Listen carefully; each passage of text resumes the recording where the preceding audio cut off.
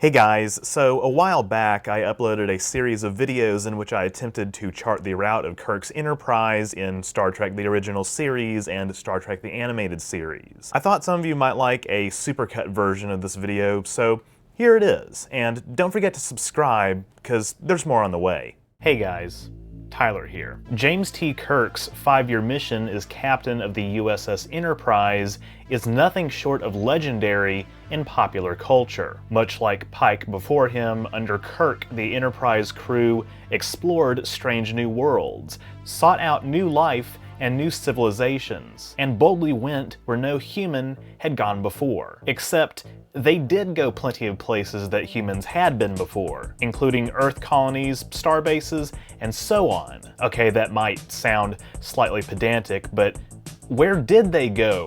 For real. Many attempts have been made to map various locations in Star Trek's Milky Way, both using real astronomical objects as a reference and making educated guesses based on in-universe travel times. But to my knowledge, no one has ever mapped the exact route of Kirk's Enterprise in the original series from start to finish. Well, in this video series, I'm going to boldly go where no one has gone before and attempt to map Kirk's trek through the stars, starting with TOS Season 1.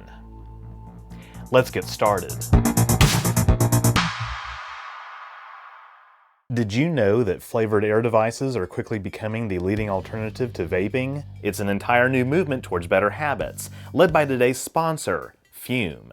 Fume is an award-winning flavored air device that fills the void ditching a bad habit can leave. You'll still have something to reach for. Fume draws flavor to your mouth through a passive diffusion system, but doesn't use vapor, meaning you can use it anywhere. No nicotine, so it's not addictive. And no batteries, so you'll never have to charge it. The device looks awesome, is perfectly weighted, and incredibly fun to fidget with. If vapor were compared to sticky soda, Fume cores are closer to herbal teas. They've got lots of delicious flavors to choose from, like crisp mint and orange vanilla. Based on my channel name, you can probably tell which one piqued my interest the most. Fume is backed by doctors in the US and continuously invests in third-party studies to ensure the safety of their products. Go to tryfume.com/OrangeRiver or scan the QR code and use code OrangeRiver to get a free Fume topper when you order your journey pack today. Now, back to the video. Before we begin, something to consider. What episode order should we use to chart the Enterprise's flight path? You see, TOS was aired out of order compared to the order that each episode was produced. There were various reasons for this, including special effects delays, among other things. But regardless, it led to some weird effects, like the second pilot, Where No Man Has Gone Before, being aired after The Man Trap and Charlie X, despite the uniforms being clearly different and McCoy and Uhura being absent. And don't get me started on stardates. Even when viewed in production order, stardates can still go down from episode to episode. While streaming services like Paramount Plus show TOS episodes in their original release order, for today's purposes, I think it's most logical to map the Enterprise's route based on production order. This is partly because, for virtually every other Trek series, production order and release order are effectively the same. And doing it this way just makes more sense chronologically. You'll see why.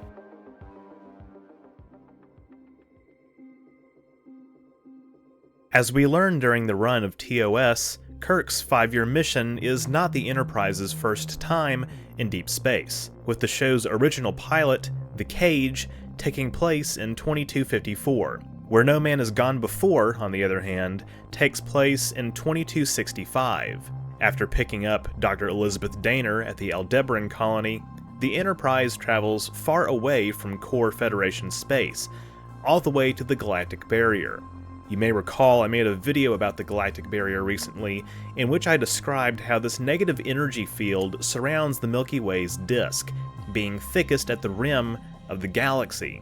Since space is three-dimensional, one could theoretically encounter the barrier by traveling straight up from the Sol system, but we know that the Enterprise has a different destination, the planet Delta Vega, home of a lithium cracking station where they can use power cells to repair the Enterprise's damaged systems. We don't know exactly where Delta Vega is, but Stellar Cartography, the Starfleet reference library, places it what looks like a few thousand light years up the Orion Spur. Pretty far for a 23rd century ship, but the Federation does have an outpost in this sector, Starbase 237. Episode 2, The Corbinite Maneuver, takes place in 2266 and depicts first contact between Starfleet and the First Federation near its capital, Visarius. Episode 3, Mudd's Women, sees the Enterprise visit Rigel 12 to obtain even more lithium crystals, but this time to repair some androids Harry Mudd intends to deliver to Ophiuchus 3. Rigel 12's closeness to Ophiuchus 3, which Stellar Cartography cites as the 36 Ophiuchi system 19 light-years away from Earth, most likely indicates that this isn't the real Rigel, which is 863 light-years away. Instead, stellar cartographers have coined the name Beta Rigel to describe this relatively nearby system, populated by various species called Rigelian. Beta Rigel would, in the Star Trek universe, probably be an optical companion of the real Rigel from Earth's perspective, though no such star exists in real life. Indeed, its existence could be the result of an ancient astro-engineering project. We know that multiple ancient civilizations were capable of moving stars, and it's been proposed that a Type 2 civilization or higher on the Kardashev scale could do this in our universe. By the way, how many of you would like a video about the Rigel systems in Star Trek? It's a super niche topic for sure, but I have thoughts. Anyway, Episode 4, The Enemy Within, yep, that one where a transporter accident splits Kirk into two people, sees the Enterprise visit Alpha 177 on a scientific research mission. Alpha 177 is canonically located in the Alpha Quadrant, and Stellar Cartography places it just west of the original 2161 UFP border from a top-down perspective.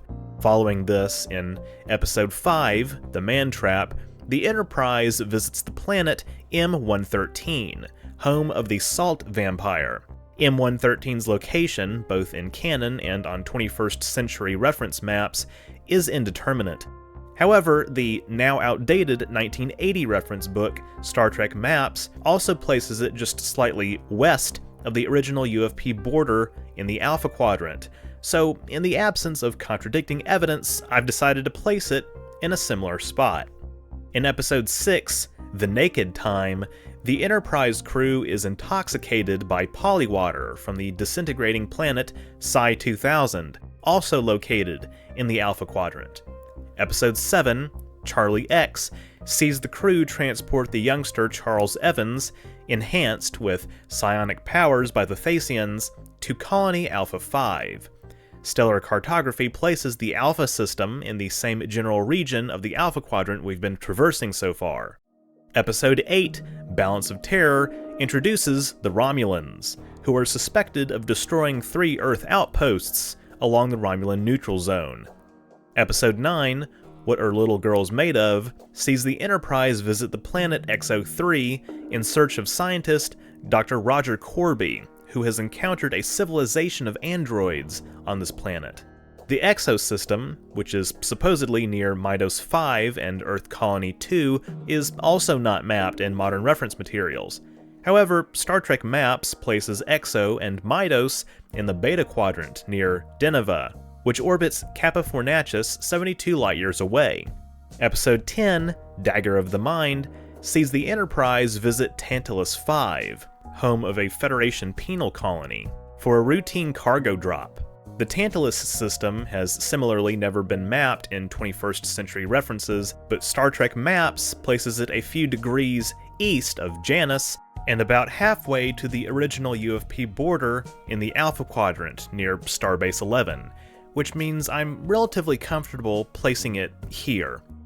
In Episode 11, Miri, the Enterprise comes across a perfect replica of the Earth populated by elderly children who survived a global disaster. This world is located in the FGC 347601 system, which canonically sits just east of the Alpha-Beta Quadrant border and about 3/4 of the way from Earth to Kzinti space. In Episode 12, The Conscience of the King, the Enterprise is diverted 3 light-years from its destination, Planet Q, where it is to investigate reports of synthetic foods which promise to ease chronic shortages on Cygnia Minor. Planet Q is canonically located in the Beta Quadrant near the Batrika Nebula and the Federation Klingon border. We don't know exactly where Cygnia Minor is, but in any event, the reports turn out to be false. Episode 13, the Galileo 7, sees members of the Enterprise crew stranded on a planet near quasar Murasaki 312, en route to Machus 3 to deliver medical supplies. Fun fact, like Planet Q before it, Machus 3 is a Federation world, home to a race of tall humanoids called the Makusians, seen in the Season 2 episode Journey to Babel. In Episode 14, Court Martial, Kirk is tried for the death of one of his subordinates, Finney, at Starbase 11. The next episode, The Menagerie Part 1, also takes place primarily at Starbase 11, with the Enterprise subsequently traveling to Talos 4, home of the Talosians, which was visited in Star Trek's original pilot, The Cage. This is also where the conclusion of the two-parter takes place as well. Episode 17, Shore Leave, introduces the Shore Leave planet, where mind and matter start to collide. This planet is in the Omicron Delta region, another area that, to my knowledge, hasn't been mapped in practically any reference materials. The closest thing I can find is the placement of a system simply called Omicron near Illyria in Star Trek maps. Since Illyria is canonically in the Beta Quadrant, and the Shore Leave planet is supposed to be in previously uncharted space, I'm putting it here. But so far, this is the biggest guess I've made, so take it with a grain of salt. Episode 18, The Squire of Gothos, introduces the Q-like alien Trelane, inhabiting the rogue planet Gothos, which resides on the other side of a star desert 900 light-years from Earth near Beta 6. Maps places this vaguely in what I'd call the Beta Quadrant, a few degrees in the sky away from Darren 5, which itself is placed halfway between Memory Alpha and the Romulan Neutral Zone. In Episode 19, Arena, the Enterprise visits Cestus 3 to find the colony has been attacked by the Gorn. They pursue a Gorn ship 22.3 parsecs to uncharted space near 2466 PM, which, as it turns out, is in a region controlled by the godlike Metrons. The Metrons famously force Kirk and the Gorn captain to fight, and upon Kirk's victory, he and the Enterprise are transported 500 parsecs away. Except, we're not told 500 parsecs in which direction. Indeed, in the subsequent episode, The Alternative Factor, the Enterprise comes across an iron silica planet inhabited by Lazarus, a scientist driven mad by exposure to an antimatter dimension. Yeah, we have no idea where any of that takes place. For the sake of brevity, I'm drawing a line in the Enterprise's route from Metron space straight to Earth, its destination in Episode 21, Tomorrow is Yesterday, in which the Enterprise accidentally travels to 1969 after encountering a black star en route to Starbase 9.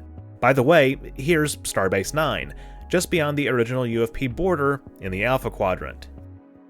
In Episode 22, The Return of the Archons, the Enterprise finds the crash site of the 22nd century Earth ship, Archon, the planet Beta 3, home to a civilization that blindly obeys a machine intelligence called Landru. Beta 3 is in the FGC 111 star system, also in the Alpha Quadrant, somewhat near Cardassian space. Episode 23, A Taste of Armageddon, sees the Enterprise visit Eminiar 7, home to a civilization at war with members of their species who have colonized Eminiar 3. These planets are in star system FGC 321, which stellar cartography places in the Alpha Quadrant halfway between Klingon and Tholian space, presumably in the constellation Cetus. I say presumably in the constellation Cetus because in the episode, the Aminiar system is said to be located in star cluster NGC 321, which is almost certainly an error given NGC 321 is a distant galaxy over 200 million light-years away, 100 times more distant than Andromeda. In episode 24, Space Seed, the Enterprise encounters the SS Botany Bay en route to Starbase 12 in the Gamma 400 system. Botany Bay, of course, carries the augment Khan Noonien Singh and 72 of his followers from the period of Earth's eugenics wars in the late 20th century. Famously, Khan and his people are left to tame the world of Ceti Alpha 5, which no doubt orbits the real star Alpha Ceti 250 light-years away. Stellar cartography and its predecessor, Star Trek star charts, place Ceti Alpha much farther away in the Beta Quadrant near Metron space, despite the system canonically being in the Alpha Quadrant, which would be more consistent with the location of other stars in the Cetus constellation. However, the Mutara sector, containing the Mutara Nebula seen in Star Trek II, The Wrath of Khan, is canonically located in the Beta Quadrant.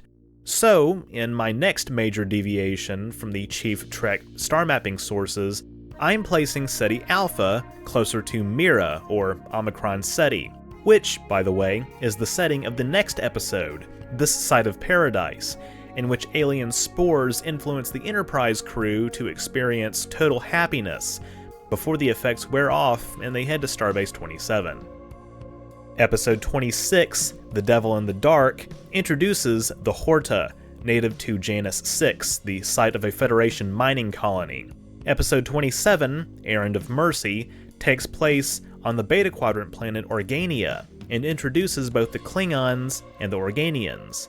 Episode 28, The City on the Edge of Forever, begins and ends on the planet housing the Guardian of Forever, which stellar cartography places in the Alpha Quadrant near the former territory of the Takan Empire, introduced in the Next Generation episode, The Last Outpost.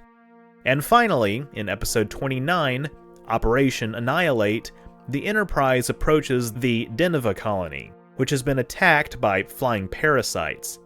As I mentioned earlier, Deneva is cited by numerous sources as orbiting the real star Kappa Fornacis, placing it in the Beta Quadrant and in core Federation territory. The Enterprise's destination after this is Starbase 10, which canonically sits near the Romulan neutral zone.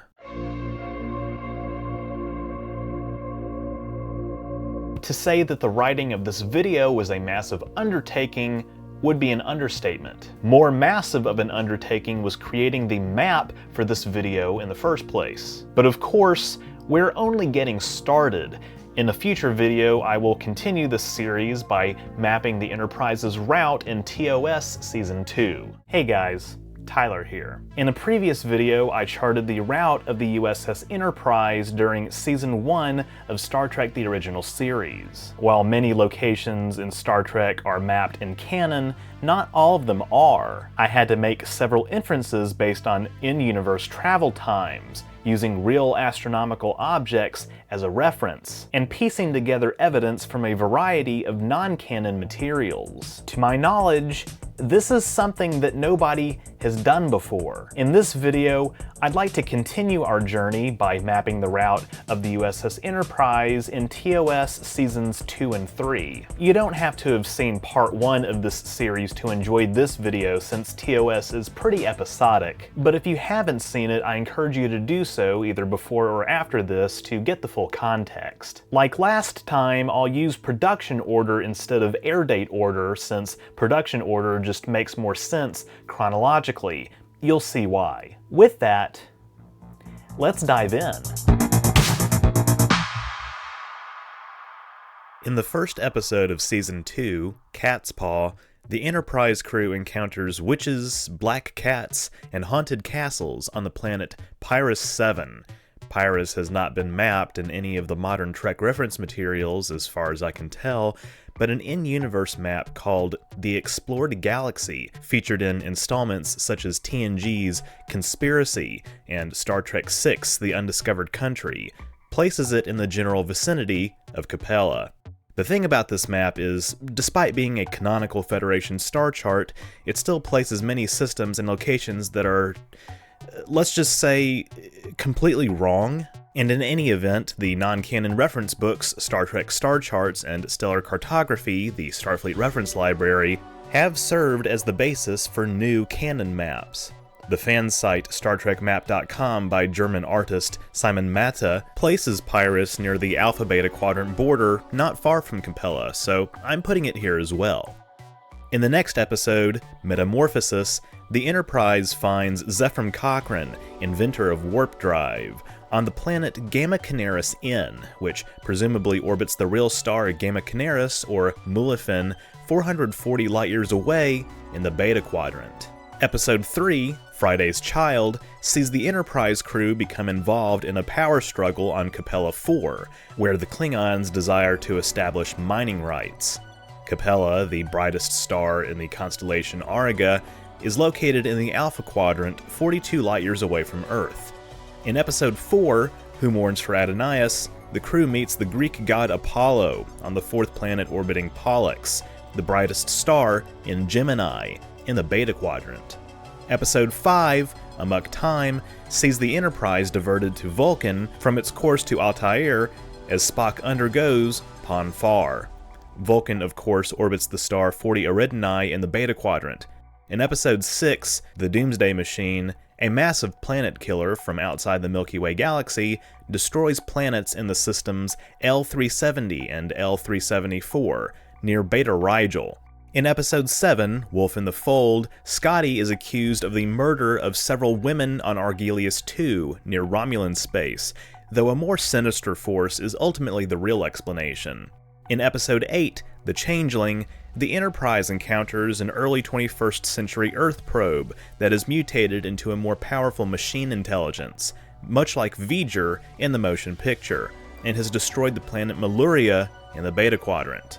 In Episode 9, The Apple, the Enterprise crew discovers a paradise on the Alpha Quadrant planet Gamma Trianguli 6, ruled by another machine, revered by the locals as a god. Episode 10, Mirror Mirror, takes the crew to Halka, where upon beaming up, an ion storm temporarily causes the away team to swap places with their Mirror Universe counterparts. In Episode 11, The Deadly Years, the Enterprise visits an experimental colony on Gamma Hydra 4, where the colonists are experiencing rapid aging due to an experiment gone wrong. This episode, of course, formed the basis of the Next Generation episode Unnatural Selection. Gamma Hydra has been presumed to be the real star Gamma Hydrae, placed in the Beta Quadrant. Episode 12, I, Mudd, sees the Enterprise captured by Harry Mudd, who now rules a planet full of androids from the Andromeda Galaxy. The location of Planet Mudd has always been dubious, though in many sources it's inferred to be a few light-years from Deneb Kaitos, so I'm placing it here in the Alpha Quadrant beyond the old UFP border. In Episode 13, The Trouble with Tribbles, the Enterprise visits Deep Space Station K7 to discuss the Federation and Klingon Empire's joint claim on the nearby Sherman's Planet in the Beta Quadrant, and of course they must deal with an outbreak of Tribbles. In Episode 14, Bread and Circuses, the Enterprise crew is captured on a planet whose culture resembles the Roman Empire, but with 20th century technology. This planet, FGC 8924, has never been mapped to my knowledge, but Star Charts confirms it's in the Beta Quadrant, presumably partway between K7 and the Enterprise's next destination in Episode 15, Journey to Babel. In Journey to Babel, the Enterprise arrives at Vulcan and picks up the remaining delegates for a conference at the neutral planetoid Babel in the Beta Quadrant, where Federation dignitaries will discuss the admission of Corridon to the Federation. In Episode 16, A Private Little War, the Enterprise crew discovers that the Klingons are providing the natives of the planet Neural, who possess a Stone Age society, with advanced weapons. Neural is said to be located in the Zeta Boötis system in the Alpha Quadrant.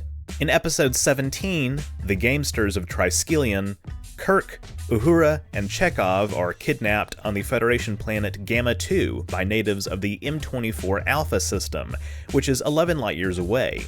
M24 Alpha, or Triskelion, has not been mapped in 21st century reference materials as far as I know, but the now outdated 1980 reference book, Star Trek Maps, places it on a tangent line between Sol and Memory Alpha. Much like Aminiar's location in star cluster NGC 321, the usage of the nomenclature M24 for Triskelion is a holdover of outdated terminology for magnetic clouds that turned out to be extragalactic star clusters. Again, this is something that was known even in 1967. But suffice it to say, I've decided to place Triskelion in the Alpha Quadrant in the direction of Sagittarius, though this is also just a guess. Nevertheless, the next episode, Obsession, takes the Enterprise to planet Argus 10 in the Alpha Quadrant to pick up medical supplies destined for the planet Theta 7. This Theta system is not mapped in modern reference sources, but older maps place it in the general vicinity of Argelius, so I'm putting it near the neutral zone. This also works because it's about a quarter of the way to the Enterprise's destination in the next episode, The Immunity Syndrome, in which the Enterprise investigates the destruction of the USS Intrepid by a giant space amoeba near Gamma 7A in the Beta Quadrant. Episode 20, A Piece of the Action, sees the Enterprise visit Sigma Iota 2 in the Beta Quadrant, last visited by the Earthship Horizon 100 years ago. They find that the native population has based its culture on the Chicago mobsters of the 1920s, the result of cultural contamination by a book left by the Horizon. In episode 21, By Any Other Name, the Enterprise is hijacked by Kelvins from the Andromeda Galaxy. They were given no indication as to where exactly this episode takes place, other than that we once again encounter the galactic barrier, which, as I said, should be accessible from a lot of places. While stars in the direction of the Andromeda constellation would be located in the Alpha Quadrant, for the sake of convenience, I'm once again going to chart a line straight from Sigma Iota to the Enterprise's destination in the next episode, Return to Tomorrow. In this outing, the crew discovers the survivors of a race that died out 500,000 years ago, the Aretians, who supposedly influenced the evolution of the Vulcan species. The Aretians' home planet is not mapped in any modern reference materials, but the explored space map shown in Conspiracy and Star Trek VI place it vaguely northeast of the Sol sector, closer to the Romulan neutral zone. The modern Star Trek novel continuity also suggests that the Aretians were allied with the ancestors of the Deltan race, so it makes sense to me to place it close to Delta as well. I have no idea if this is accurate, but it's the best guess that I can make based on the available information. In episode 23, Patterns of Force, the Enterprise encounters yet another planet with a society contaminated by Earth culture, this time in the form of Nazism. This planet, Ecos, has also not been mapped in modern reference materials, though it is said to be located in the star system M43 Alpha. The Messier 43 Nebula is located 1,300 light-years away in the constellation Orion, though I have a sneaking suspicion that, much like Aminiar and Triskelion, Ecos isn't supposed to be quite as distant as the namesakes of their systems suggest. Indeed, Star Trek Maps places it somewhat close to Epsilon Ceti, home of Risa, so I've decided to place it in the Beta Quadrant near Risa, though this is also just a guess. Either way, episode 24, The Ultimate Computer, sees the Enterprise visit Starbase 6 to pick up Richard Daystrom, who intends to test his new M5 multitronic unit with a general planetary survey of Alpha Carinae II, or the second planet orbiting Canopus. After the computer fails in its real task to demonstrate its capability as a replacement for Kirk as commander of the Enterprise, Daystrom is returned to Starbase 6. Subsequently, in episode 25, The Omega Glory, the Enterprise visits the planet Omega-4 near Klingon space, where Kirk teaches the natives about the US Constitution. It's one of those episodes. After that, in Assignment Earth, the Enterprise arrives back at Earth once again on a routine time travel mission, something that they apparently started to do in the late 2260s. Inadvertently becoming entangled in Class 1 Supervisor Gary Seven's mission to sabotage the deployment of an orbital nuclear warhead platform. The first episode of Season 3, Spectre of the Gun, sees the Enterprise visit the homeworld of the xenophobic Melkotians, where the landing party is forced to reenact the gunfight at the OK Corral. Stellar cartography places Melkotia in the Beta Quadrant near Amargosa and Starbase 336. In Episode 2, Elan of Troyes, the Enterprise transports the Dolmen of Elan, to an arranged marriage on Troyes, the outer of two inhabited planets in the Tellan star system in the Beta Quadrant. That was all kind of a mouthful. In Episode 3, The Paradise Syndrome, the Enterprise comes across a planet called Amerind, inhabited by descendants of Native American tribes, who were transported there centuries ago by an ancient race known as the Preservers. Amerind is not mapped in modern reference materials, but Star Trek Maps places it around a G-type star in the vicinity of Halka in the Alpha Quadrant. Episode 4, The Enterprise Incident, features an encounter between the Enterprise and the crew of the Romulan flagship. This event takes place at a location mapped by stellar cartography in the Romulan neutral zone. Episode 5, And the Children Shall Lead, takes place around the Federation outpost Triacus, where a group of children under the influence of a non-corporeal being, Gorgon, take control of the Enterprise. I haven't been able to find Triacus' location on any of the modern star maps despite my best efforts, but it is supposed to be located close to Epsilon Indi, home of the cat-like Dralaxians. In Episode 6, Spock's Brain, Spock's brain is stolen by... Brain! What is brain? Is stolen by a native of the Sigma Draconis system, which is located 18 light-years away from Earth in the Alpha Quadrant. In Episode 7, Is There in Truth No Beauty?, the Enterprise is assigned to transport the Medusan ambassador to the Federation, Kolos, back to his homeworld. We don't know exactly where Medusa is located in canon, but most sources place it in the Xi Hydrae system. While many maps place Xi Hydrae squarely within Romulan territory, the fact is, this may as well be merely an illusion. You see, as I've stated before in other videos of mine, star maps like star charts and stellar cartography, while very useful tools, do suffer from one major flaw, and it's something that I've already alluded to in this video. That is, they attempt to project locations in three-dimensional space onto a familiar two-dimensional cartographic layout, which is in many ways problematic. One has to determine whether to place certain star systems where they would truly be in a top-down view of the galaxy, or whether to spread them out for a simpler viewing. Otherwise, local space would get very, very crowded, and it still is very crowded, mainly due to the Earth being the capital of the Federation. In any event, Xi Hydrae, which has a declination of 31 degrees south of the celestial equator, could be located above most of Romulan space in 3 dimensions. I talk more about this phenomenon in an older video of mine. What does Star Trek's Alpha Quadrant look like? In Episode 8, The Empath, the Enterprise evacuates a research station on the planet Minara 2, whose sun is about to go supernova.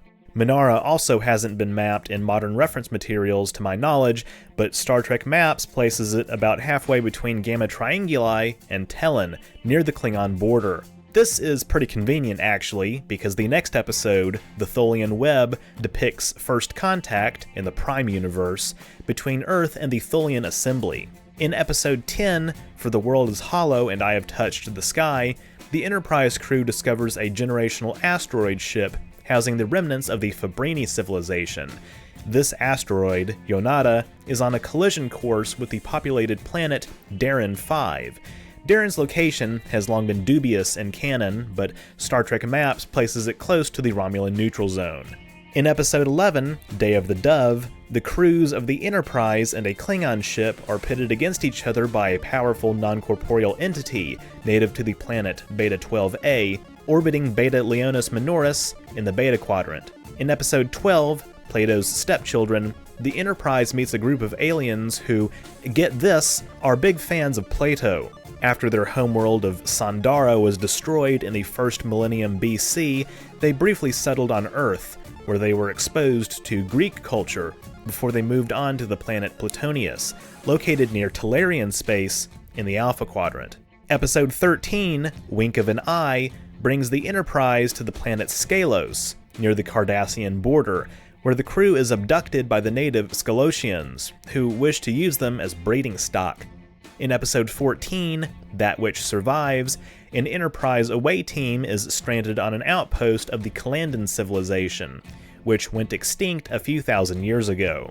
Kalandan space has, to my knowledge, never been mapped in canon or in modern reference materials, but Star Trek Maps places it near Charon in the Beta Quadrant, so I'm placing it near the neutral zone. This is also convenient, as in the next episode, Let That Be Your Last Battlefield, the Enterprise becomes entangled in a chase between a fugitive and his pursuer, both natives of Charon, as they depart the planet Arianus. Episode 16, Whom Gods Destroy, introduces Garth of Izar, who holds the Enterprise crew captive at a correctional facility on the planet Elba II. Elba is not mapped in modern reference materials as far as I can tell, but Star Trek Maps places it in the vicinity of Halka and Scalos.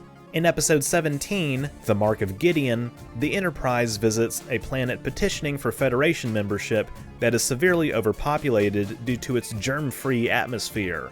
Canonically, Gideon is located in the Alpha Quadrant, just beyond core Federation territory. In episode 18, The Lice of Zatar, the Enterprise crew is threatened by aliens who have severely incapacitated the staff at the Federation Library planetoid Memory Alpha, also located in the Alpha Quadrant. In episode 19, The Cloudminders, the Enterprise visits the planet Ardana, a member of the Federation located in the Mu Ara system near the Klingon border. Ardana's society is built on the backs of a slave labor force, the Troglodytes, some of whom form a resistance force called the Disruptors and withhold the precious mineral Zenite from being exported to Merak II. I guess the standards for Federation admission were quite lower back then. In episode 20, The Way to Eden, the Enterprise picks up a group of space hippies who have abandoned technology and are in search of the planet Eden, which is across the neutral zone in Romulan territory. In episode 21, Requiem for Methuselah, while searching for a cure to a deadly disease, the Enterprise meets Flint the Immortal, who resides on the planet Holberg 917G and holds the landing party hostage. Holberg 917G is said to be in the Omega system, though I personally find it likely that this is a different Omega from that of Omega 4, which is corroborated by the explored space map from Conspiracy and Star Trek VI. So I've placed it relatively close to the Sol system, given that Flint is native to Earth and has presumably operated in local space for some time. Episode 22, The Savage Curtain, introduces the planet Excalbia and its native civilization, the Excalbians, who pit the Enterprise crew against recreations of various historical figures like Genghis Khan, Philip Green, and Kahless the Unforgettable. Excalbia's position in galactic space has, to my knowledge, not been mapped in the modern reference materials, but Star Trek Maps places it roughly halfway between Amerind and Halka in the night sky. So I'm relatively comfortable placing it just west of the Alpha-Beta Quadrant border, though keep in mind this may not be fully reflective of the planet's true distance from Sol. In episode 23, All Our Yesterdays, Kirk, Spock, and McCoy are trapped in various eras of the planet Sarpedon's past, and they must be retrieved before the planet's sun, Beta Niobe, goes supernova. Fortunately, Beta Niobe has a canon location, just west of the Quadrant Line, partway between Talos and the Klingon border. And finally, in episode 24, Turnabout Intruder, Janice Lester, a mad scientist working on Camus 2 in the Beta Quadrant, switches bodies with Kirk in an attempt to hijack his command of the Enterprise. Yeah, a silly way for the series to go out. Not only was Turnabout Intruder the last episode produced in TOS, it was also aired as the series finale. That is until Star Trek's first pilot, The Cage, was aired in 1988, but that was Pike's Enterprise, certainly a story for another time.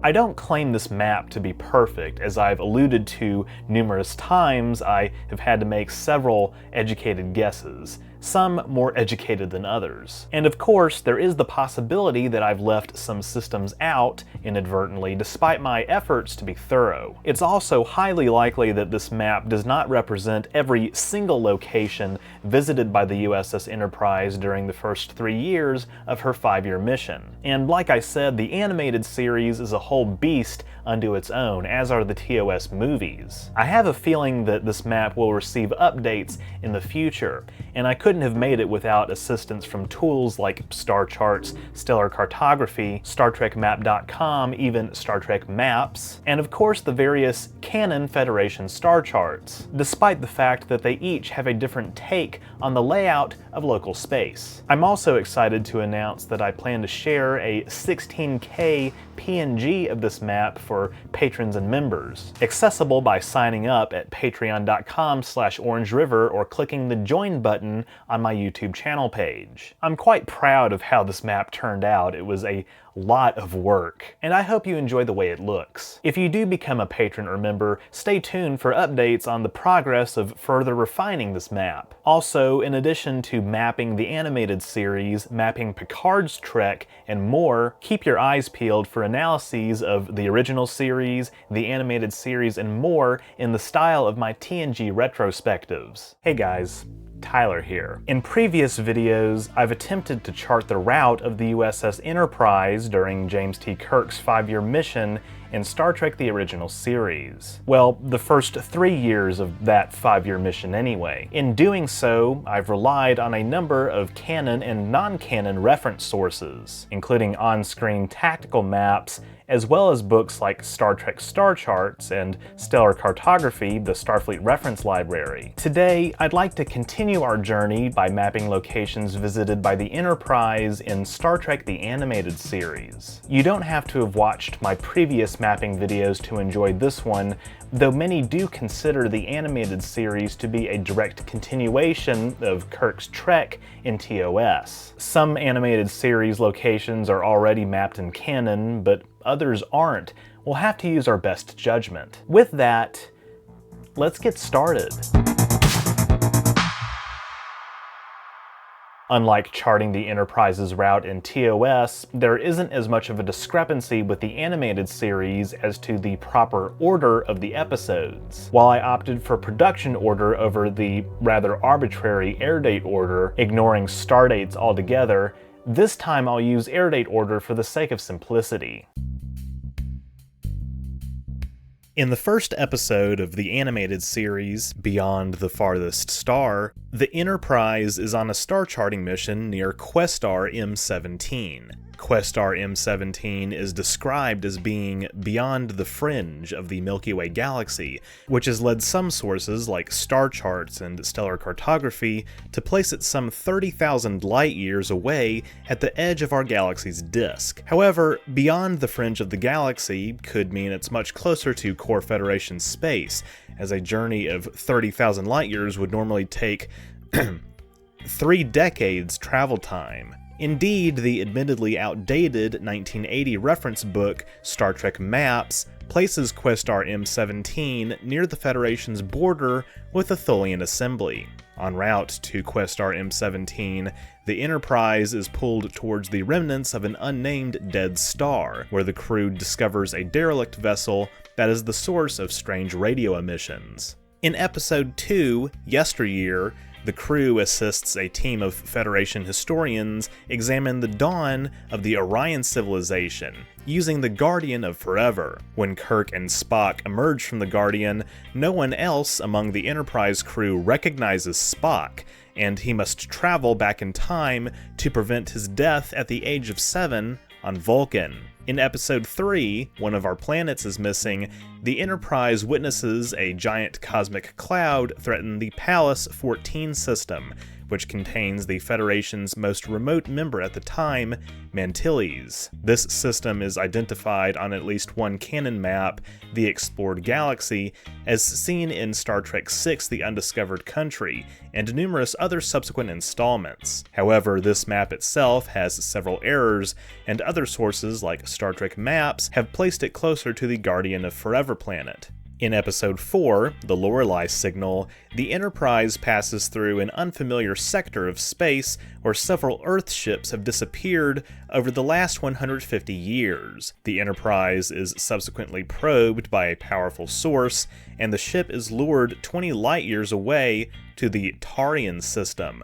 We don't know exactly where that is, but given its name, I've placed it in the direction of the Taurus constellation as seen from Earth, in the vicinity of 39 Tari, and the Enterprise's prior location 20 light-years closer to Klingon and Romulan space. Episode 5, More Tribbles, More Troubles, takes place near Sherman's planet, as the crew once again meets Cyrano Jones and the Klingon captain Koloth.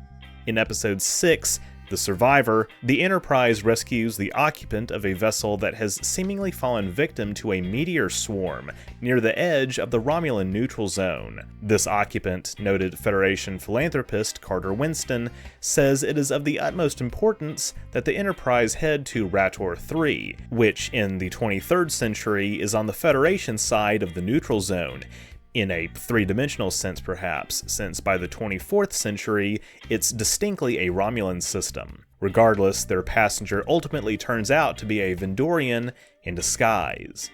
Episode 7, The Infinite Vulcan, sees the Enterprise visit the planet Phylos, home to the plant-like Philocean species. The crew meets a giant clone of an Earth scientist from the era of the Eugenics Wars, Stavros Caniclius, who creates a clone of Spock called Spock 2 in an effort to build an army and impose peace upon the galaxy. After Kirk convinces Caniclius that the Federation's work has made this unnecessary, Caniclius and Spock 2 remain on Phylos to help the Phylosians overcome their own looming extinction. In Episode 8, The Magics of Megas 2, the Enterprise is caught inside a matter-energy tornado and thrown into an alternate universe governed by magic. During this mission, the crew is transported to what appears to be 1619 Salem, Massachusetts, in the midst of a witch trial. Kirk's log at the beginning of this episode insinuates that the ship is near the galactic core investigating the creation of new matter, but I'll leave it up to you as to whether or not you believe this is true. After revisiting the Shoreleave planet in the Omicron Delta region in Once Upon a Planet, the Enterprise encounters Harry Mudd in the Arcadian system, where they arrest him for a laundry list of crimes. We don't know exactly where Arcadia is supposed to be, but various non-canon sources indicate it is in the general vicinity of the Deltan system, and Arcadia may very well be the home of the Arcadian species, first seen on screen in Star Trek IV: The Voyage Home. In Episode 11, The Terra-10 Incident, the Enterprise discovers a lost human colony called Terra-10, whose inhabitants have shrunk down to 1/16 of an inch due to bombardment by a unique type of radiation. The closest Federation starbase is Starbase 23, which canonically is located near the border with the Klingon Empire. After discovering the source of the shrinking, the Enterprise helps relocate the colony to another planet, Verdanus, which is 10 days away. However, we don't know at what speed or in what direction, so I'm just going to draw a line straight from Terra-10 to the Enterprise's destination in the next episode, The Time Trap. In The Time Trap, the Enterprise becomes trapped in the Delta Triangle, a Bermuda Triangle-like region of space where many ships have gone missing. Star charts and stellar cartography place the Delta Triangle in the Beta Quadrant near Klingon and Gorn space. In Episode 13, The Ambergris Element, the crew visits the water world of Argo, where Kirk and Spock are mutated by a foreign agent to become water breathers until an antitoxin can be synthesized. According to Star Trek maps, Argo is located in the vicinity of Argelius, Theta, and Tellin. In episode 14, The Slaver Weapon, a group of Kzinti divert one of the Enterprise's shuttles to retrieve an artifact of the long-extinct Slaver Empire. The shuttle is en route to Starbase 25, located near Kzinti space a few sectors away from Earth, though the episode also states that the shuttle passes by Beta Lyrae, or Sheliak, which is at least 960 light-years away. Yeah, the animated series is weird. In episode 15, The Eye of the Beholder, the Enterprise visits Loctra 7 in search of the crew of a missing ship. Loctra 7 is, in the episode's novelization, said to be near Epsilon Scorpii, a Beta Quadrant star.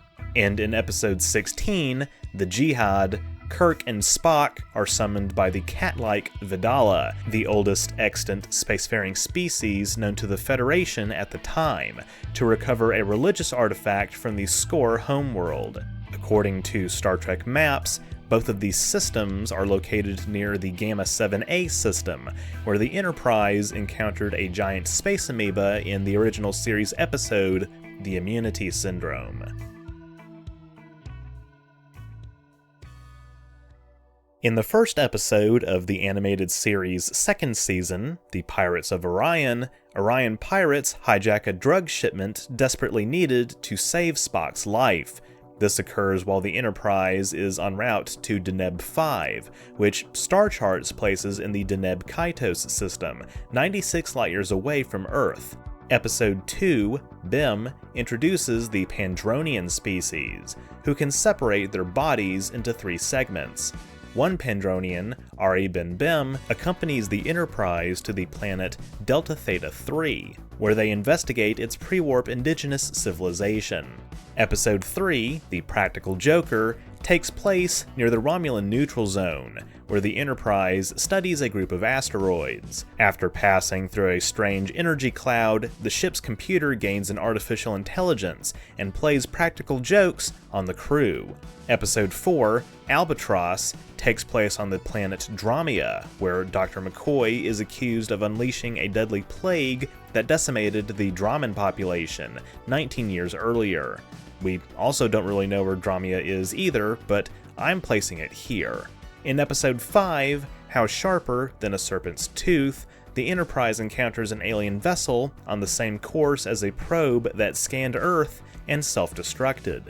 The vessel belongs to Kukulkan, the last of an ancient serpent species that shared technology with several ancient Earth civilizations. And finally, in episode 6, The Counterclock Incident, while on course from Beta Niobe to Babel, the Enterprise encounters an anomaly that causes the crew to age backwards, forcing former Captain Robert April to save the ship.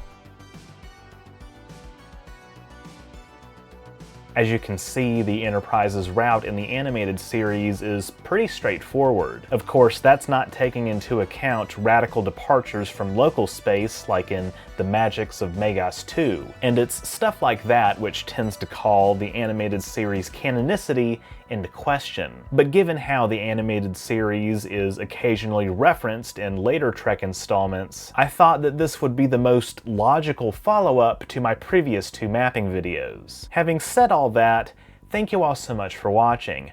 If you enjoyed this video, be sure to leave a thumbs up down below and don't forget to share it. That stuff really helps me out. If you haven't subscribed yet, be sure to do that as well so you won't miss any future uploads, and click the bell icon to receive all notifications. If you want to support my work even further, becoming a patron or a member is a great way to do so. Links to those, as well as my social media and merch store, are in the description. And big thanks once again to Fume for sponsoring today's video. That's all I have for this week. Live long and prosper.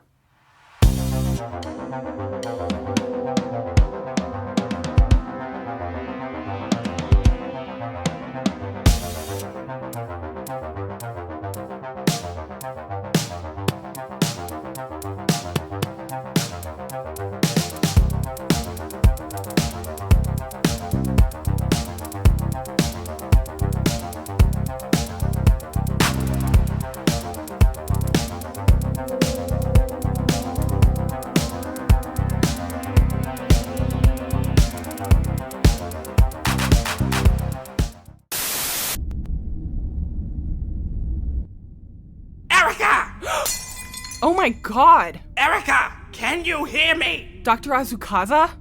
I saw you die! I've emerged from the depths of reptilian hell to deliver a very important message. I spoke at your funeral! Erica, listen very carefully. Issue 2 of Star Trek Endurance is now available for patrons and members of Orange River. This has got to be a nightmare. Just sign up for $2 or more at patreon.com/OrangeRiver or click the join button on Orange River's YouTube channel page. It's that simple, even you could do it. Wake up, Erica! Wake up! You must inform the people, Erica. It's your duty.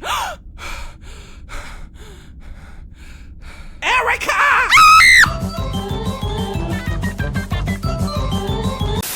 Do you like merchandise? If so, head on over to the new and improved Orange River merch store. That's right, Orange River is now officially on Spreadshop. I've got a bunch of awesome new designs, including All the Way Down, All the way. Vape God,